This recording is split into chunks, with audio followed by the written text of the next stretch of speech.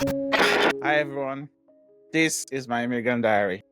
So I think a while ago, I'm not sure how many weeks or months ago, we did get like a sort of rumor that the Trump administration was ruminating on re-implementing the travel ban that he had in his first term. At the time, it was basically just a rumor, but also like things that could happen that were realistic about his administration based on the precedents that he already set. So right now, unfortunately, today, Precious, I can definitely confirm that there's a new travel ban for some countries. And I'm not sure if you are aware of it yet, but I do have this video that I'm going to share, and then you can react to it.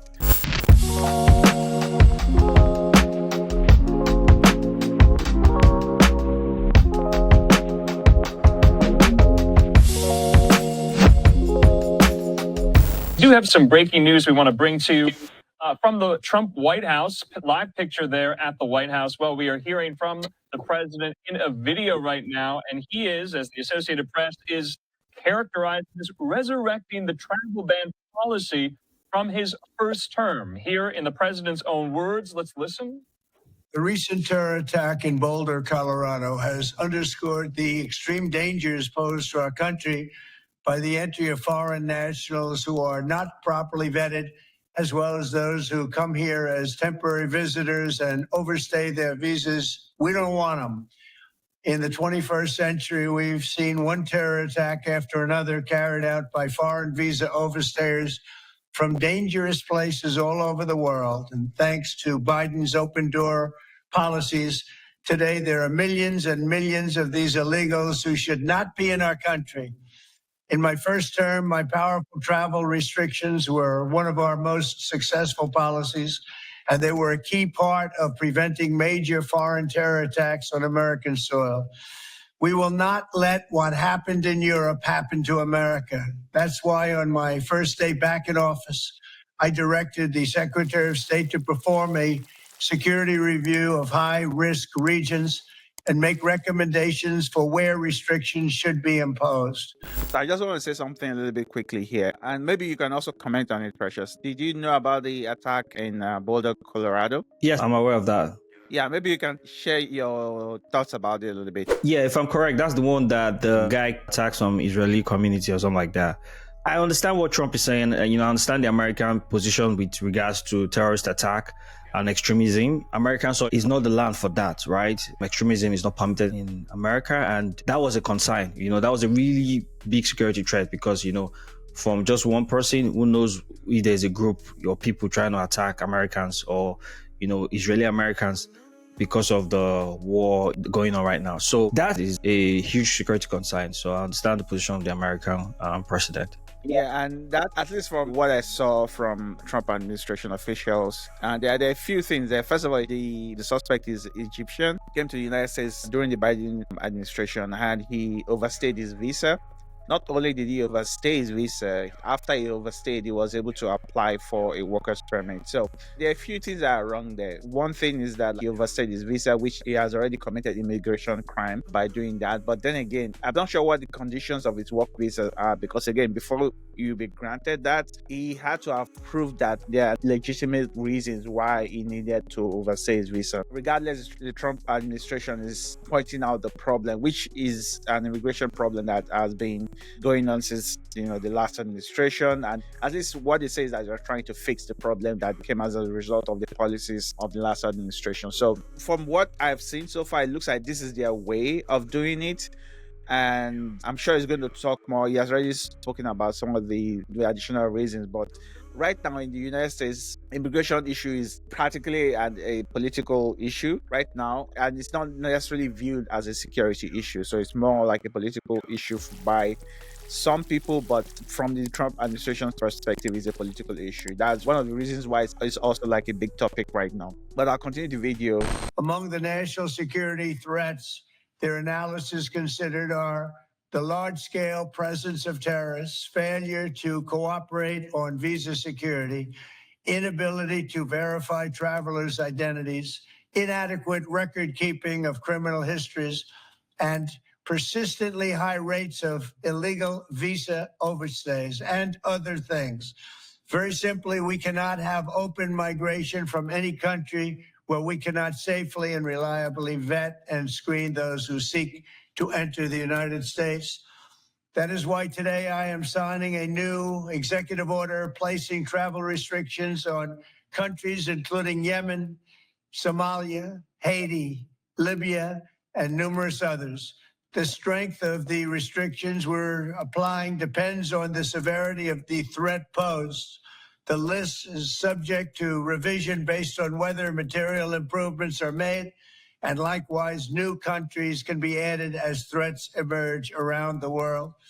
But we will not allow people to enter our country who wish to do us harm, and nothing will stop us from keeping America safe. Thank you very much. So the president mentioned a few things. A couple of the main things that caught my eye is that there's no way to be able to assess people, to vet people that are coming to the United States. That's one point.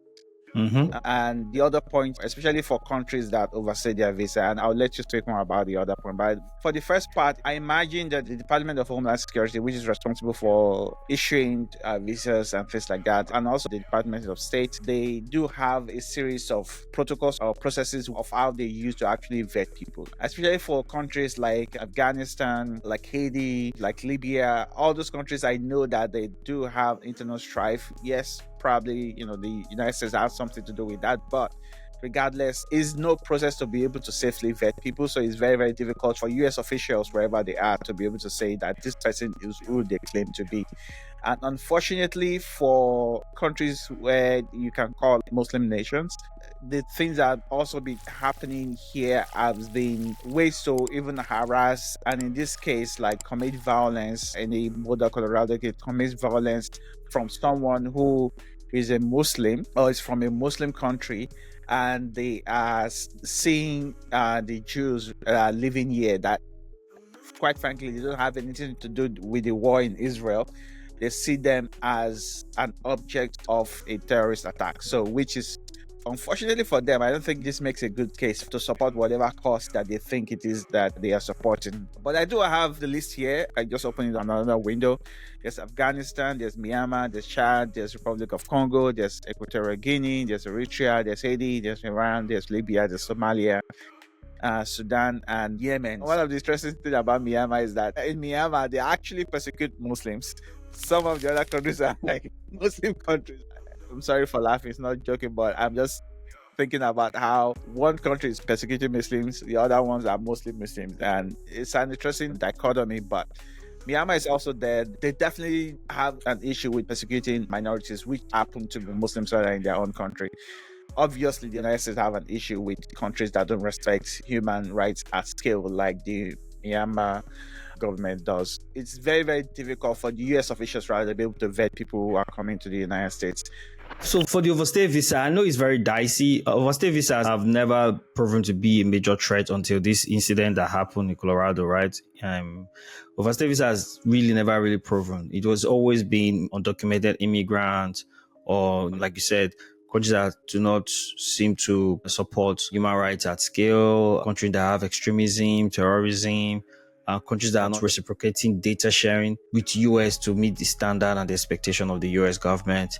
So those are some of the countries that are put on those lists, right? Because, the US are able to track and know who and where are entering their country, the affiliations they have as they are entering the country. So those are some of the concerns of the US government, which any country should be concerned in that kind of position.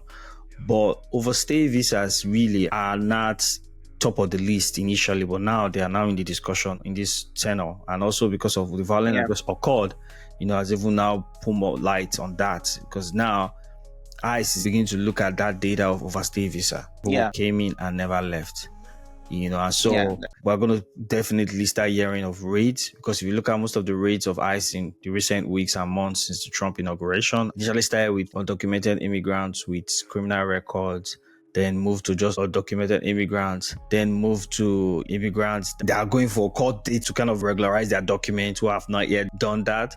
They were being picked up at court, and now we're going to start seeing overstay visas being picked up, which has never really been, top on the news before. So Ali, that's where I see this going, and it's a big, huge concern, because I can guarantee you that the overstay visa community is quite huge. All category of people coming to the US really. I can't say for what I don't know, but I know for sure that there are a bunch of people in that category that are really going to be affected with what comes next. Yeah, truly are several legitimate reasons why people tend to overstay their visa. One of them is a medical reason.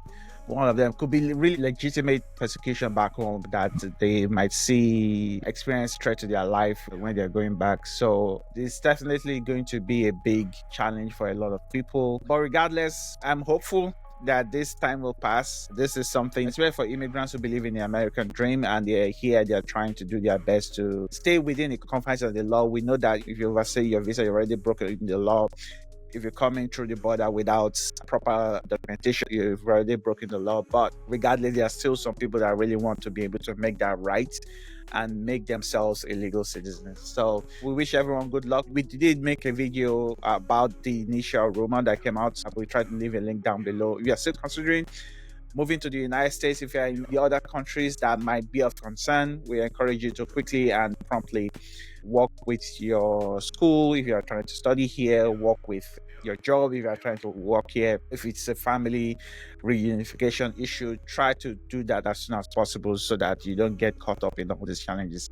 Yeah, that's it from me. But in addition, right, those who already have existing visas are not going to be subject to this ban. If you're from any of these 12 countries and you already have an existing visa, this is to let you know that you are not subject to the ban. I think the challenge will be if the ban holds until the expiration of your visa, then it will become very challenging to get a renewal. Yes. All right. Thank you very much for your time. Please like and subscribe and share our channel as we continue to bring up important and very vital updates. Yes, we'll see you in the next video. All right. Bye now.